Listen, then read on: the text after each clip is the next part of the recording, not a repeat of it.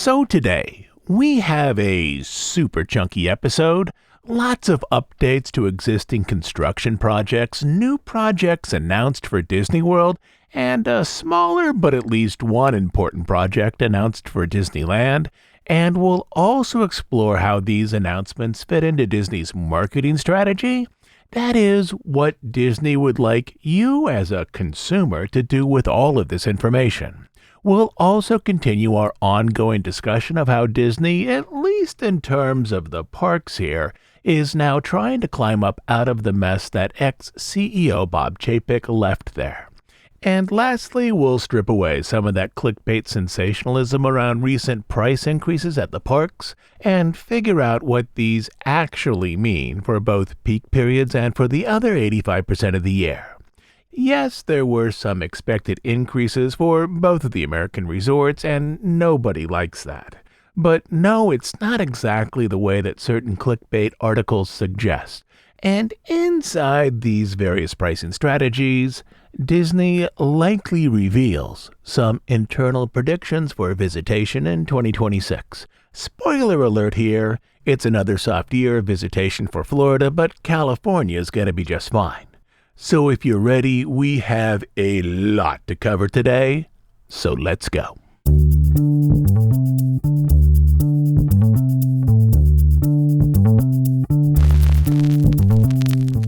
As we've discussed in previous episodes, this year and next are unusual years both at Disneyland and Disney World. Right now we're seeing the effects of Bob Chapek's time at Disney as CEO. He was CEO from February 2020 to November 2022, a little over 2.5 years. During his time as CEO, he was largely focused on streaming the growth of the cruise line and reorganizing corporate structures within Disney. Very little of this went well. In fact, massive losses on the Disney-owned streamer led to his removal from the company. But during this period, in order to advance his vision for Disney+, he essentially took profits from the American parks and used that money to backfill ongoing losses with Disney+. In one quarter alone, the direct-to-consumer segment of the Disney company, and that's the division that was comprised almost entirely by Disney+, Hulu, and ESPN, showed a loss of over $1 billion, which is a staggering sum for any division to be in the red. Chapek's ongoing solution was to move profits from the American resorts over to the streamers to close the losses, which meant that Disney had very little capital to invest in the American parks. Chapek's time as CEO was marked by unusual press conferences and convention announcements in which very little of size was greenlit for Disney World and Disneyland. Add into this one more problem. During Chapek's time as CEO, specifically in 2021, he announced a plan that essentially would cause many Imagineers in California to quit the company. Essentially, Disney had purchased 60 acres in Lake Nona, Florida, to create a new centralized Imagineering campus and had plans to build a compound there. Orlando was home to the largest Disney resort. It was also close to the main hub for the Disney Cruise Line. Beyond this, the cost to operate Imagineering in Florida would be lower than that in California. Imagineers in California were given about 3 months to decide if they would continue in their roles by relocating themselves and their families to Florida. This request proved extremely unpopular, as many Imagineers had extended family and friend networks in California. Of the 1,800 California individuals in Imagineering, one insider explained that only about 300 agreed to move to Florida. At the same time, some Imagineers were quitting to avoid a forced move across country. Other problems were swirling around the Disney company, in part due to a lack of investment and partially due to lower revenue in Disneyland and Disney World during the pandemic. Some large projects for the American parks were canceled, leading both to furloughed workers and eventually to layoffs. This created a massive drain of skilled talent in art, design, engineering, and architecture at Imagineering. It also created a situation in which some of the most senior Imagineers left, as they could easily find high-paying jobs in other design firms, and with them Disney lost institutional knowledge as to how previous projects had been completed. In terms of the American parks, the end result was that by the time Chapek was removed from the company, there was both a loss of resources for capital investment in the parks, and by that I mean money, and also a significantly reduced number of professionals who had experience developing large park and resort projects for the Disney company. Shortly after Bob Iger returned as Disney's CEO, he approved multiple projects for both Disney World and Disneyland, creating funding streams for those projects. The shift in funding priorities was fairly easy to redirect. It involved lowering losses on Disney Plus and increasing capital funding for the parks. But the acquisition or reacquisition of talent would take longer to fix, with Imagineering now sending more work to outside design, architecture, and engineering firms. The little over 2.5 years that Chapek was CEO, where Imagineering was deprived of projects and resources, maps now almost perfectly onto a little over 2.5 years in which no large projects of scale are scheduled to open at the Disney parks in California or Florida. Tiana's Bayou Adventure opened on both coasts in 2024, and sure, this was a ride retheme, but a significantly larger and more costly project than the redo of Country Bear's Test Track or It's Tough to Be a Bug at Animal Kingdom. After 2024, the next project of size at least slated to open is in 2027, and that would be the Tropical Americas project over at Animal Kingdom. And to be honest here, I took a good look at the construction site for Tropical Americas a couple of weeks ago, and I think it's going to be a push to get this area fully open in 2027. A lot can change in 2 years, but Dino Land closed back at the start of February, and now 8 months later, the site is still mostly focused on demo, ground clearing, and land prep. There is a tall crane on site now to begin work on the Encanto attraction. There's a new retaining wall near the proposed site for the Encanto ride. Some workers were arranging conduit pipes, likely for subterranean electricity and cable systems, but mostly the area is just dirt, with movers grading it in preparation for new construction. Or at least this is what was there a couple of weeks ago. And all of this work is largely arranged around the new area for the Encanto attraction. That's the attraction where guests will explore the many magical rooms in the Madrigal's Casita that was featured in the movie. I'm starting to wonder, though, and let me be clear here that this is only my personal observation and nothing more, that based on the level of work completed, if we might now be moving towards a situation in a couple of years where Tropical Americas opens in stages, I think it's going to be a much easier lift to retheme the dinosaur attraction with its existing ride system left intact over to an Indiana Jones attraction. Lots of things can happen in 2 years, I know that. 2 years is a tremendous amount of time, but as I watch efforts on the Encanto area inside of that new land, I'm starting to wonder if we might find ourselves in this situation in 2027, where the entrance area, the shops and restaurants, the animal-themed carousel, and the Indy ride can open in 2027, with the Encanto attraction following in 2028. Again, this is only very early personal speculation, as by this point, I had assumed demo prep and early construction would be a little further along than where we actually are now. But to get back to the main point of this segment, those 2.5+ years where Chapek diverted funds from park projects created a 2.5+ year segment where not much of size will be opened in the American parks. Those years would be 2025, 2026, and part or maybe most of 2027. Iger's plan to fill this gap repeatedly has been to approve smaller projects, usually arranged into existing ride or attraction structures, to create a series of modestly sized improvements that then can be used to spike interest in those considering primarily a Disney World, not so much a Disneyland vacation.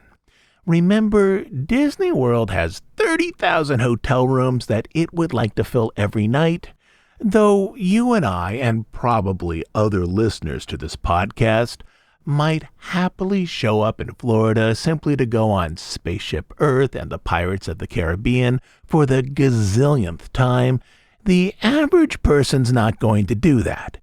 They need more of an incentive to click that Book Now button on the Disney site for hotels, something beyond simply showing up for things they've already seen before. And to this end, over the past few days, Disney offered another wave of small announcements designed to make parts of the resort look fresh and inviting to those potential guests who need a little extra encouragement to select Disney World for a 2026 vacation. In this wave, there's a number of small announcements and updates that are entirely directed at enhancements to existing attractions, such as enhancements that can open within a year and then create small amounts of buzz. The first of these announcements concerns Frozen Ever After in the Norway Pavilion at EPCOT, specifically with some brand new animatronics that are coming to it. This ride, which itself was a radical redesign of the Maelstrom boat ride that previously inhabited the space, first opened in 2016. One goal for Frozen Ever After back in 2016 was to have its animatronics closely resemble the movement patterns and visual presentation of characters in the film, and this was a design issue back then because Frozen Ever After was one of the first attractions to feature a range of complex CGI figures in animatronic form. And to be clear, before this, there were Disney attractions based on CGI films, both from Disney and Pixar with animatronics in them. There was a lot from Pixar. It's Tough to Be a Bug, Space Ranger Spin, Mike and Sully to the Rescue, and Radiator Springs Racers, among others. There was even kind of one for a Disney CGI film when the 1998 ride Countdown to Extinction was sort of rethemed to the 2000 movie Dinosaur. But that retheme mostly involved putting a statue of an iguanodon from the movie out in front of the ride, making the ride a little less intense for younger riders who would be interested in the animated feature, adding some musical cues from the film, and tweaking the pre-show. But the animatronics in these film-related attractions weren't primarily humans. They were bugs or toys or monsters or cars or dinosaurs and so on. Our brains are hardwired to treat humans as a special type of visual form that requires close study, sometimes called the human bias effect. Specifically, we as people are primed to carefully focus on human faces and expressions, with a noted focus on basic biological motions like walking and eye gaze and various bodily gestures. In terms of our development as humans, there was clearly an evolutionary advantage to developing these traits.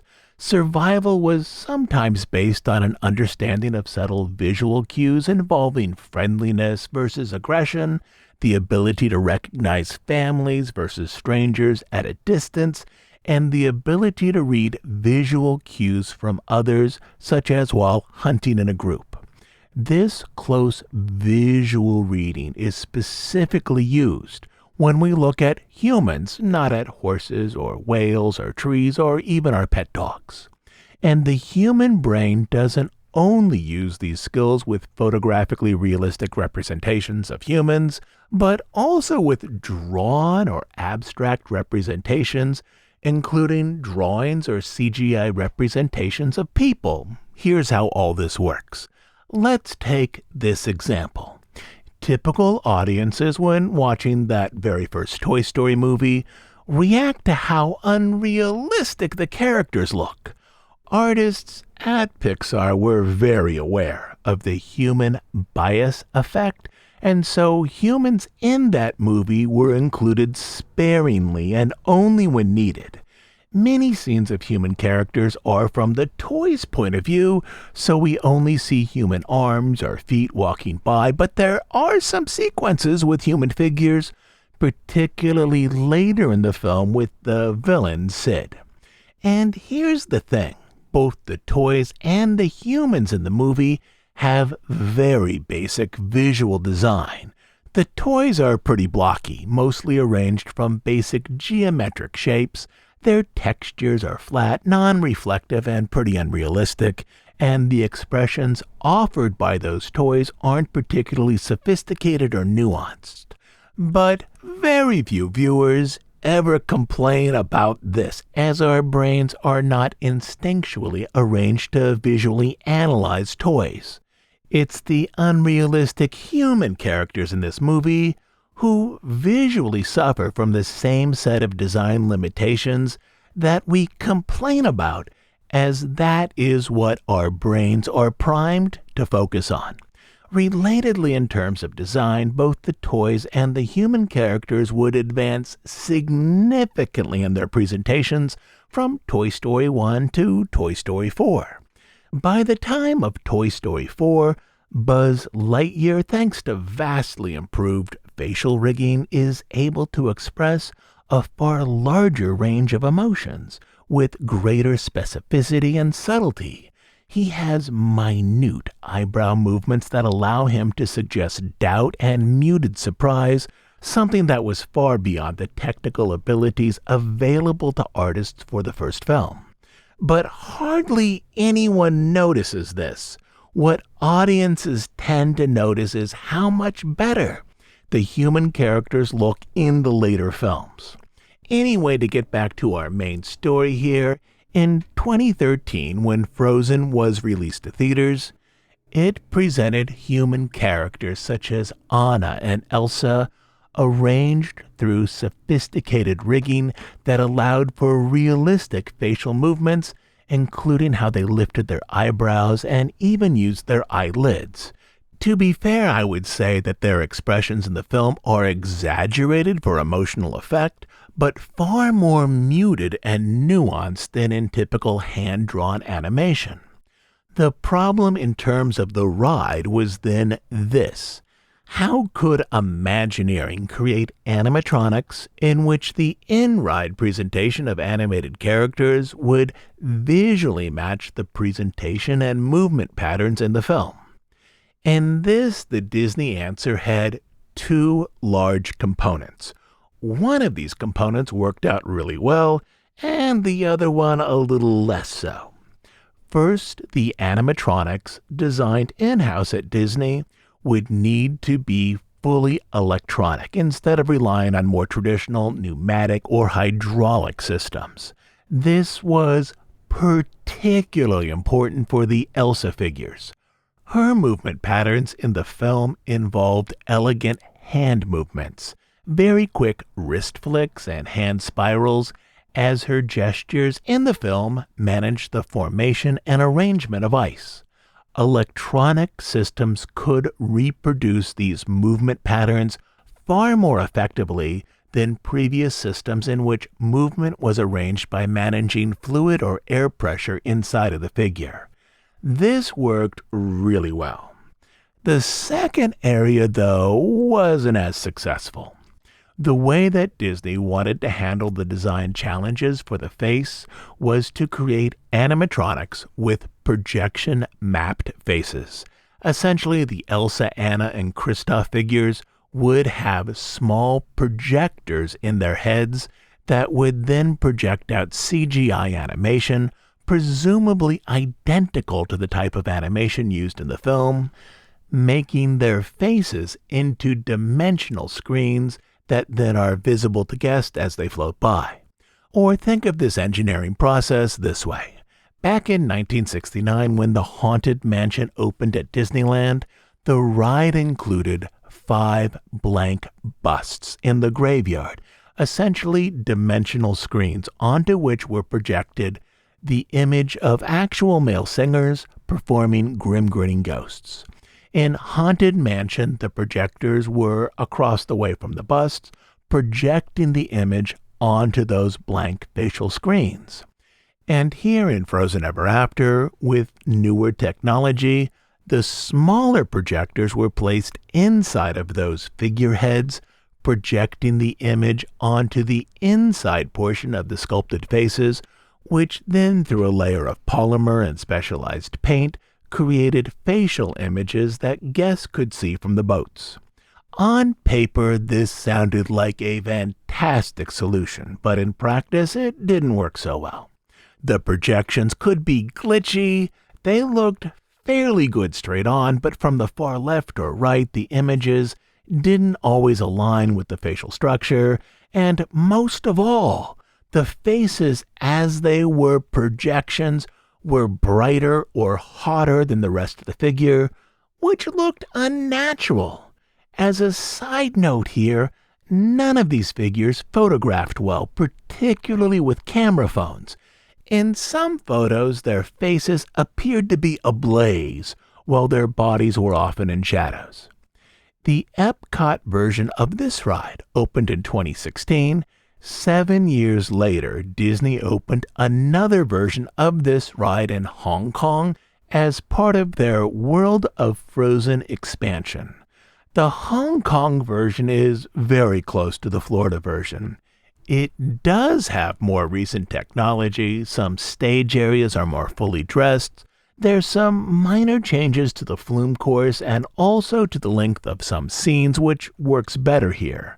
But also, for that Hong Kong version, Imagineers started fresh in terms of designing the building and course and weren't limited by the structure of the old Maelstrom ride.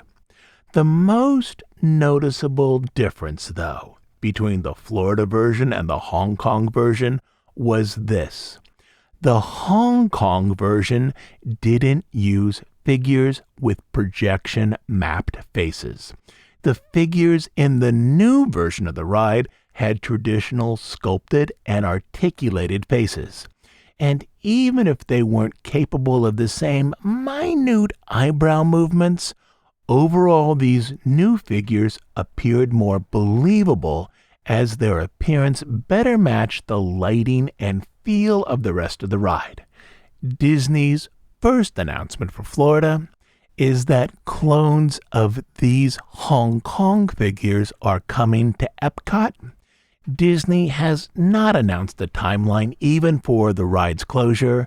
I would assume likely the figures would be installed all together and that also this closure would be used to refurbish other aspects of the ride. I'm pretty sure the last time Frozen Ever After at EPCOT was refurbished was 5 years ago in November 2020. Disney, though, has announced that the revamped ride with new animatronics will debut early in 2026, though there are little specifics beyond this. And overall, I think this is a fabulous upgrade to an existing ride that will dramatically increase the visual presentation of the overall attraction. So why are we getting an announcement right now with so few specifics in terms of a timeline? Well, I think it's this, and we'll talk about this more in a little bit on this episode. It's simply related to how families plan for summer vacations. The majority of American families lock in their summer travel plans typically in March or April, with a couple of key demographic exceptions. Families with school-aged children start planning over the winter holidays and begin to book hotels and other elements of their trip in January and February. And beyond this, those planning multifamily, multi-generational trips start even earlier, with the most common window being 6 to 9 months out, which places those family planning talks most likely beginning in November and through the winter holidays. And those are two large key customer demographics for Disney World. And so this set of fairly vague October news drops are intended to influence those groups, to plant the idea that there will be some new elements in Disney World at least by the time summer rolls around next year. And if you're a couple without kids, most likely this early planning sounds a little nuts to you because on average, you don't start planning a domestic summer vacation such as to Disney World until well after New Year's. On average, February or March is where this group starts their discussions about summer vacations because they aren't working around kids' schedules or sports or other activities. And also beyond this, if it's just a long weekend with the mouse and if you're a couple without kids, booking patterns show that on average, you aren't even going to think about a summer weekend in Orlando until late spring or even until summer itself. As a dad with kids, though, I can tell you that our week of family vacation, at least the hotel part, has now been booked. And in our family, there are near weekly reminders to our kids not to make any other plans for those dates. And one more thing here, that Disney is hitting this pre-planning button sort of hard without any specifics in their announcements likely suggests that their internal estimates based on early bookings for next summer and other elements are pretty soft. Will there be some crowded days next summer? Oh, absolutely. A lot of key hotel room categories for the July 4th weekend, and it is a true weekend this year with the 4th falling on a Saturday, have already been booked. And by that I mean two things. Deluxe rooms with a view or which are close to the fireworks, and some value rooms that largely attract younger families. For example, if you want a room at Pop Century for just the night of the 4th, that is no longer a possibility unless someone cancels a reservation or if Disney adjusts its booking priority, which gives preference to longer multi-night reservations as the resorts fill up. But outside of that and Memorial Day, based on what I can see, it looks like 2026 is going to be fairly light at Disney World, largely because there are no new attractions of scale to drive attendance, and these early, sort of vague announcements seem to confirm that. But the surprise announcement for traditionally sculpted and fully articulated animatronics being added into Frozen Ever After wasn't the only bump that Disney World got in terms of summer planning this past week. There were some other announcements as well. Disney gave us more information about the updates to Rock 'n' Roller Coaster. It's already been announced that over at Hollywood Studios, the revised Rock 'n' Roller Coaster will remain open through 2025. What does this exactly mean? Well, this surely covers the winter holidays. New Year's weekend ends on Sunday, January 4th, so that's a likely date. But another big weekend at the resort is the Run Disney Marathon, which is January 7th through the 11th. The holiday decorations usually stay up through the marathon. I think there's a good chance that Rock 'n' Roller Coaster will make it through that weekend as well. But then attendance truly begins to slide off as we move into the slow period of January and February. But this past week, Disney also announced that the re-themed ride with the Muppets taking over for Aerosmith would open summer 2026. Again, Disney is hitting this button pretty hard, in part for families looking to plan out that summer trip. But there's a little more here. We've already suggested that based on previously released artwork, that Scooter would be an animatronic here, as the sound engineer in the pre-show room, while Kermit, Piggy, and Electric Mayhem would appear on screens just like Aerosmith does now. We've also suggested that a couple of those animatronic penguins would be repurposed from Muppet Vision 3D into this pre-show area. In the announcement for the opening date, Disney acknowledged, finally, that Scooter would be an animatronic, but then added this. This will be the first time Scooter has ever been imagined as an audio animatronic figure, and here he might not be the only Muppet audio animatronic figure joining the attraction, but we'll have to wait to learn more about that. So far, we've seen the art for the pre-show area in this rethemed attraction, so there's probably not space for another animatronic there. There's also not a lot of usable space in the load and line area for an animatronic, and as it's a fast-moving coaster, I'm not sure how effective an animatronic in the show building would be, unless it's a very large animatronic like the Yeti. And here I guess there's some outside possibility of the Muppet Sweetums showing up there? I've mentioned this before, a few months back, but I've wondered if the Stratler and Waldorf animatronics, again from Muppet Vision 3D, might be repurposed to the coaster's post-show area, as it would be a shame for these to be boxed up into storage forever. Then again, maybe there are plans for an animatronic beyond these options. Again, time will tell. Just up the way in Hollywood Studios, the animation courtyard has been entirely walled off, ready to create a new version of the animation studio tour. For Animal Kingdom, Disney announced cast member DVC and pass holder previews for the Zootopia attraction in the Tree of Life. It's an incredibly tight timeline, with previews taking place between October 31st and November 6th, so either Disney is behind schedule on finishing the attraction, or internal polling says that in the days leading up to Halloween, most people in these categories will be doing something other than attending an attraction preview at Animal Kingdom. We also saw some photos of the Clawhauser animatronic for this attraction, which looks absolutely fabulous. It appears to be a very close, if not an exact clone of the Clawhauser animatronic used in the Zootopia attraction at Shanghai Disneyland. The programmable movement patterns here also seem very close to the Clawhauser animatronic in Shanghai, including the paws up toward the face gestures used by the figure there. But as we discussed earlier, this attraction is part of the effort to quickly arrange new material into Disney World that can be used for advertising and promotion, and of course, one way to cut down the timeline in terms of development is to clone existing animatronics.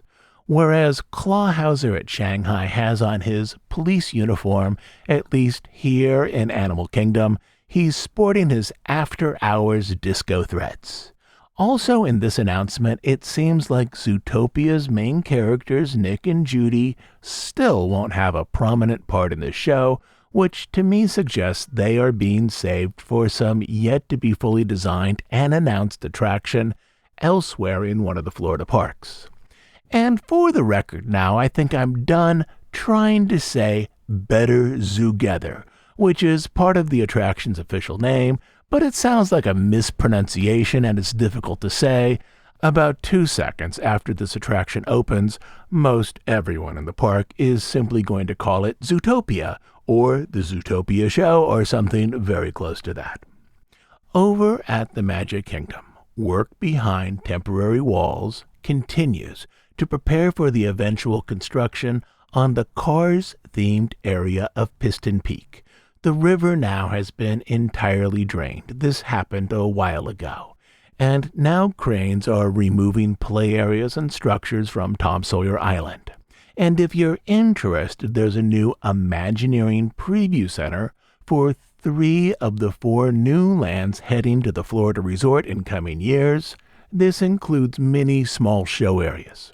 The model, which we've discussed here before, of Tropical Americas is now housed in this preview center, as is concept art for the Monstropolis area in Hollywood Studios and the Doors coaster. Also, there is art for the Cars-themed Piston Peak area at the Magic Kingdom. The one noticeable absence here is Villains Land, which is probably a strong indicator that designs for this land are still fairly fluid. The art that we've seen so far mostly defines the emotional mood for this area. What I've heard specifically is designs here are still very loose at this point. Out in California, there were far fewer announcements or news items this past week. This is simply an aspect of business priorities. New attractions as attendance drivers are important to both of the American resorts, but they're far more important for company priorities to Florida, where Disney has those 30,000 hotel rooms it would like to fill each night. Disneyland has a very reliable local population that comes to the parks as day visitors, but there has been movement in terms of Disneyland's plans as well. Disney has now filed a permit to create a fenced-in area that will likely be used in the construction of the east side parking garage and overhead pedestrian walkway.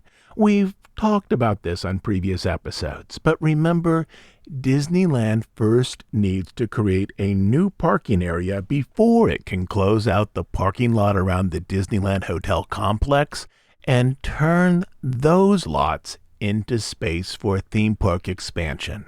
This will be a multi-year process, but this here is the first step, to shift hotel parking likely over to the area around the Pixar PAL structure, and then to shift some of the day guest parking over to a new east side structure that will be built in the upcoming years. Beyond this, Disney did announce that a miniature version of Rapunzel's Tower from Tangled will be added to the Storybook Land boat ride, and it's probably no coincidence here that this announcement came at roughly the same time that a live-action version of Tangled appears to be moving back toward production. That is, a live-action film is probably causing other areas inside of Disney to consider how to leverage assets related to Tangled. Lastly, it would be impossible to end today's episode without at least commenting on the typical mid-fall price increases that were announced for the resorts this past week. This is now a usual and predictable part of most calendar years. It's so predictable that I've now tied my annual passes to September, largely to renew them before the prices go up. I would break these price increases down into 2 different categories: hard price increases and soft increases. Hard increases are prices that typically don't change and aren't discounted, aside from, in some cases, modest discounts for DVC, annual pass holders, and other similar groups. In this category are quick service meals, snacks, bottles of water, lightning lanes, annual passes themselves, various tours and add-on experiences, and some merchandise. Basically, these prices aren't going to change much no matter what you do. These are actually the more problematic category in terms of budget planning, because no matter how you plan, you have little control over these prices. But the soft price increases, which is also the category that gets the most news attention, are costs with reasonable flexibility. These include day tickets, hotels, and some table service meals. For example, Disneyland has kept its lowest priced one-day ticket category. That's one park for $104 on select days. But its highest priced one-day ticket is now $224. But the resort typically has various discounts through Costco and for various SoCal locals that minimizes this cost, so there's flexibility here.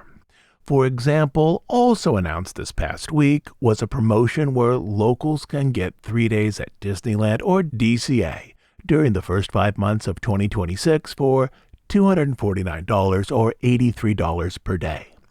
Typically, there are similar deals later in the year, including for non-California residents. Earlier this year, Costco ran one of those deals. So pricing structures for admission to the parks, unlike tours or lightning lanes or even bottles of water, can be heavily discounted at times. I mostly think that what we're seeing right now is something like the Kohl's effect. Prices are raised, and sometimes, let's say during Christmas week, most everyone will pay that new higher price, but at the same time, if your travel plans are flexible, you can find ways to discount that price by over 50%. So in part, the new high pricing structure on about 15% of the year makes the rest of the year look like a bargain in comparison. And if you want a single takeaway here, most media outlets focus on the highest priced single-day tickets. And again, nobody likes price increases, but there's a sensational aspect to these articles that use the report of higher prices to create clickbait articles.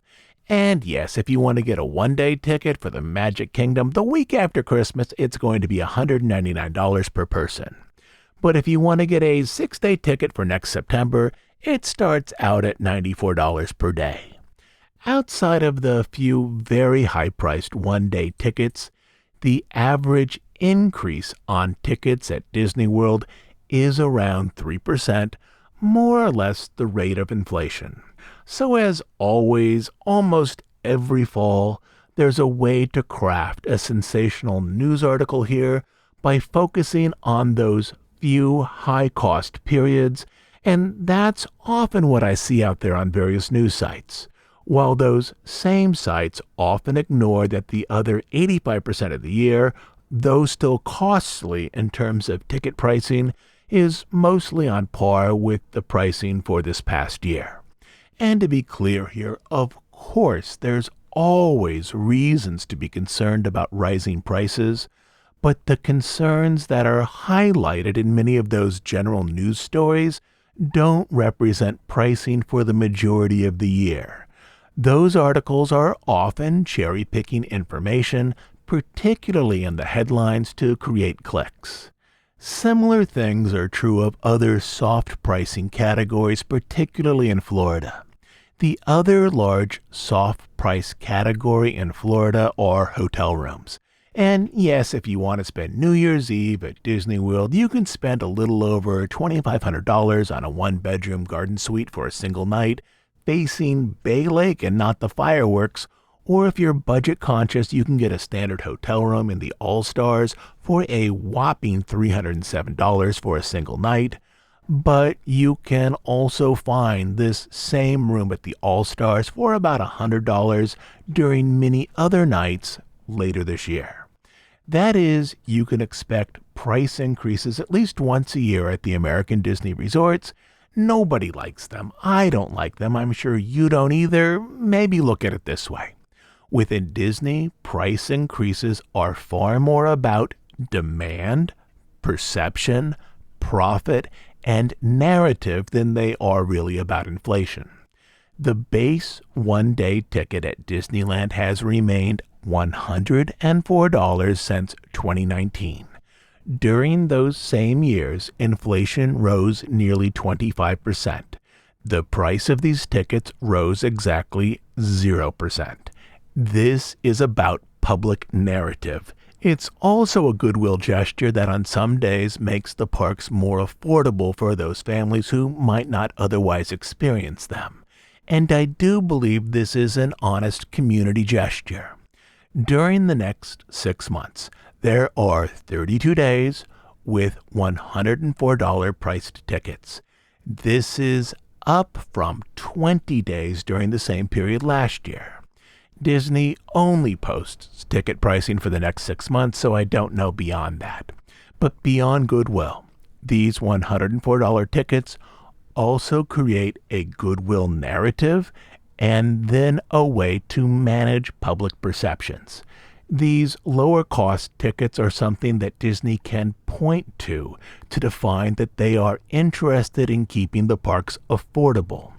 And from a business perspective, this pricing model shifts higher profit period to days that can be enjoyed likely by more affluent visitors, while creating a narrative that during some periods, mostly weekdays, Disneyland is accessible for a larger range of middle-class families, with Disney willing to accept lower profit margins on those days. Likewise, the least expensive one-day tickets at Disney World didn't see a price increase this year, but unlike in California, each park has its own one-day pricing system, with Animal Kingdom being the least expensive and Magic Kingdom and Hollywood being the most expensive. In terms of those category areas again for price increases, we're now up to the one that's controlled by demand. Of the 4 Magic Key passes at Disneyland, only 2 had any price increase this year. Those were the upper 2 passes with the most available days during the year. This is about using price to shift customer behavior, specifically to get upper Magic Key holders to switch over to weekday passes, as Disney likely believes there are too many pass holders in the California parks on weekends. This is a demand concern. And then lastly in those categories is profit. Typically, larger increases are focused on non-essential add-on and premium experiences, as the customers for these are less price-sensitive than those in other categories. The increases in this category are largely about profit margins. The increases here are typically above the inflation rate. This includes things like backstage tours, Savi's workshop, and even lightning lanes. I do think the underlying rationale here is to manage the narrative about ticket pricing and then to increase profit margins on products that are viewed as optional. And maybe now to close up, some quick practical takeaway advice as long as we're talking about overall pricing for a Disney vacation. As a rule of thumb for the Florida resort, the least expensive days, and also the days with some fairly empty parks, are late August through September minus holiday weekends, early December, and the second week of January through the middle of February, again minus holiday weekends. In California, the date range is a little different. In California, the least expensive days tend to be early January up until the start of the Lunar New Year Festival at the resort, late August and early September, just as in Florida, minus the holiday weekends, early November, typically the first 2 weeks, and then again the first 2 weeks of December. So if you're looking for an economical time to visit the parks, I'd generally start with these date ranges, as these are low demand, low price periods. And I think this will remain consistent for the next 2 years, particularly in Florida. But once we get to those new large lands being opened, which should begin in 2027, we will see how that changes visitation patterns and pricing within the Disney system. So today we had a chunky episode where we explored a lot of interconnected stories, how Chapek created lingering problems for visitation, particularly at Disney World, how those visitation problems led to a series of attraction rethemes and enhancements that could be completed within a year, including fixing the issues with the original Frozen animatronics at EPCOT, and also how these same visitation patterns, especially in Florida, will lead to another year of ticket and hotel discounts, creating the Coles effect on how actual prices, for most of the year that is, are going to seem like a bargain compared to peak pricing. And lastly, we looked at how Disney's efforts are progressing to fix what I will call the Chapek investment gap at both Disneyland and Disney World. And with that, I think you are now all up to date with the larger movements at both the California and Florida resorts. Lastly, if you've been enjoying this podcast on iTunes or Spotify or one of our other public feeds, we would love to have you as a subscriber over on Bandcamp. On those public feeds such as Apple Podcast, you'll find 100 episodes. But over on Bandcamp, you'll find well over 400. I've been doing this show for over a dozen years now, since 2013. So there are near endless stories about the history of the Disney company on Bandcamp, episodes not available anywhere else. If you're looking for longer series, just look for the word album in the Bandcamp title. If you open up a Bandcamp album, it will have many linked episodes inside of it, with those series typically lasting many hours. But as always, the best reason to become a monthly subscriber is to support the work we do here, everything from on-site research and archives, special collections and private holdings, to interviews with early Disney employees, to the preservation of documents, to the analysis of current trends in films and amusements, all of which, of course, feeds into the materials that make our weekly podcast here. You can support us by becoming a monthly subscriber at dhipodcast.bandcamp.com. I'll also leave a link down in our show notes. So, until next time, this is Todd James Pierce.